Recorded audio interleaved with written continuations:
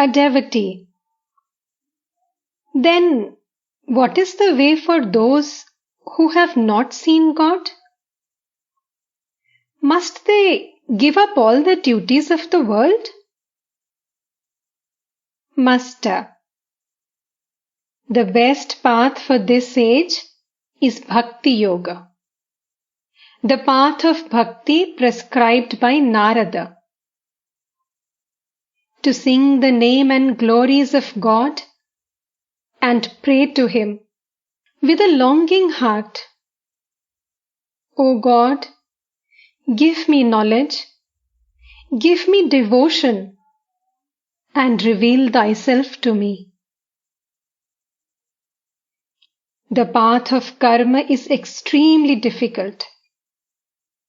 Therefore one should pray.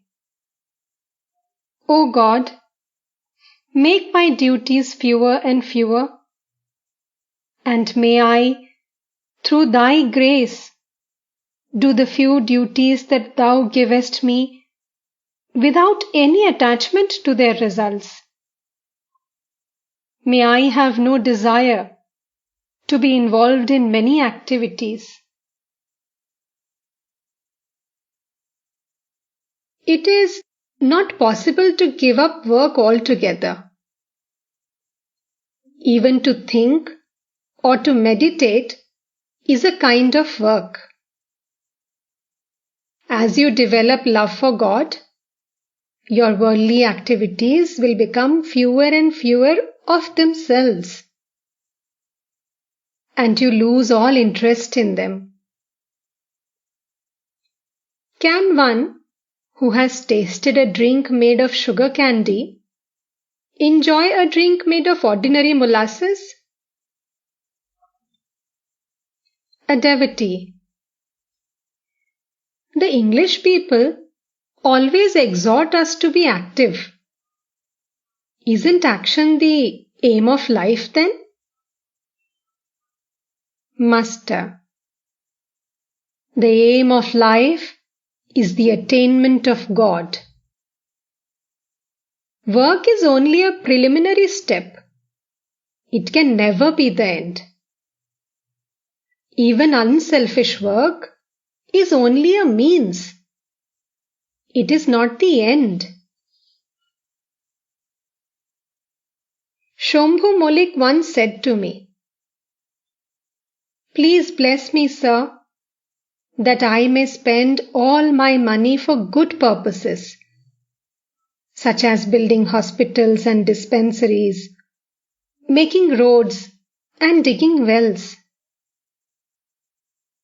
I said to him, "It will be good if you can do these things in a spirit of detachment.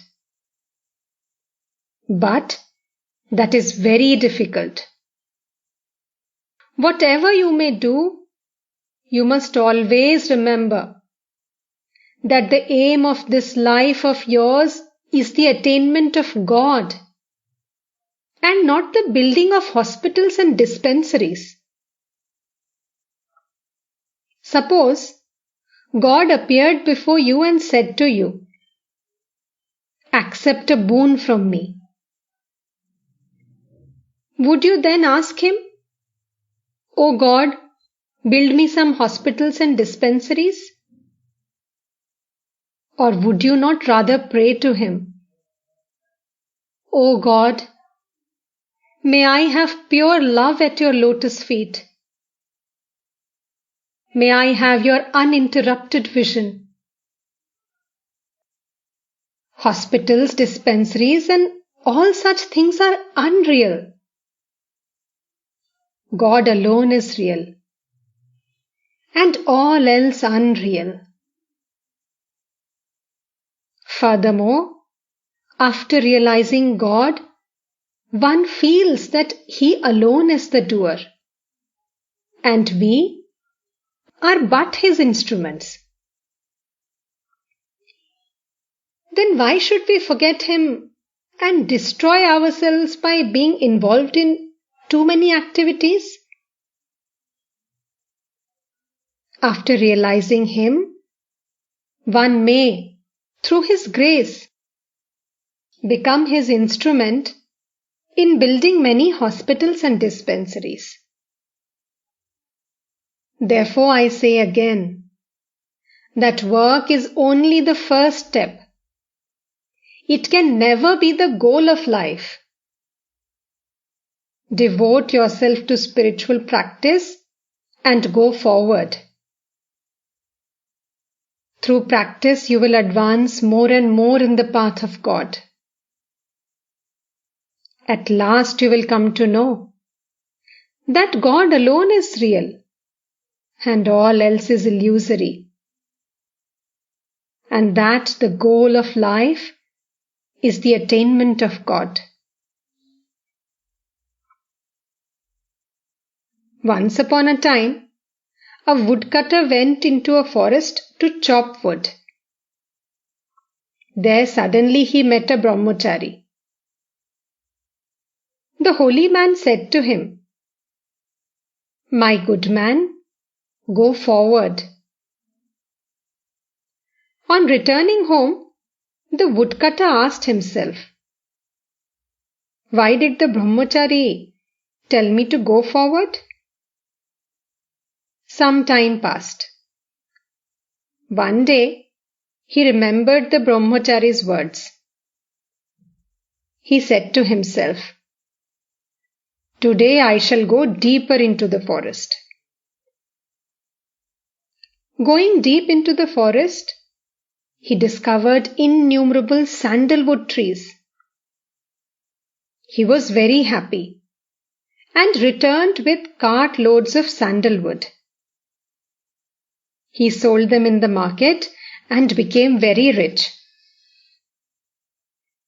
A few days later, he again remembered the words of the holy man to go forward.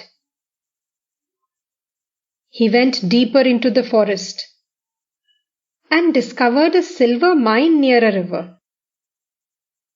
This was even beyond his dreams.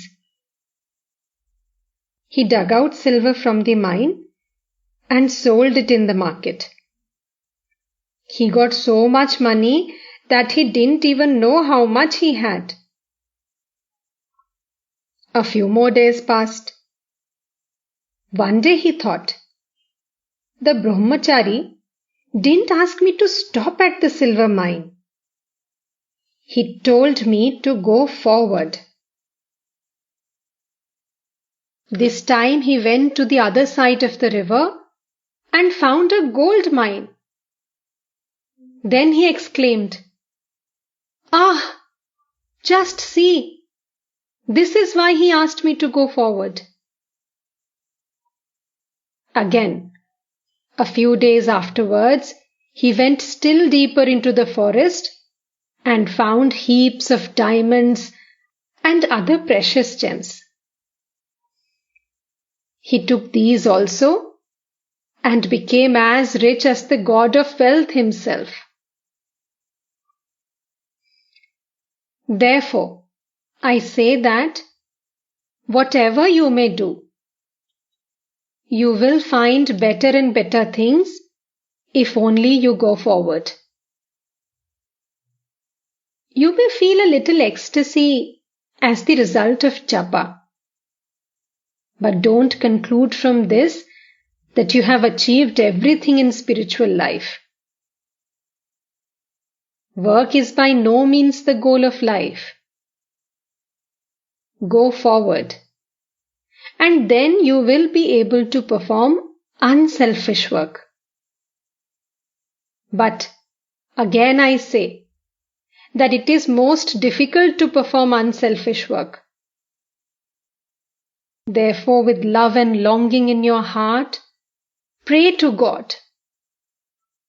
O God, grant me devotion at Thy lotus feet and reduce my worldly duties. Please grant me the boon that the few duties I must do may be done in a detached spirit. If you go still farther, you will realize God. You will see Him. In time, you will converse with him.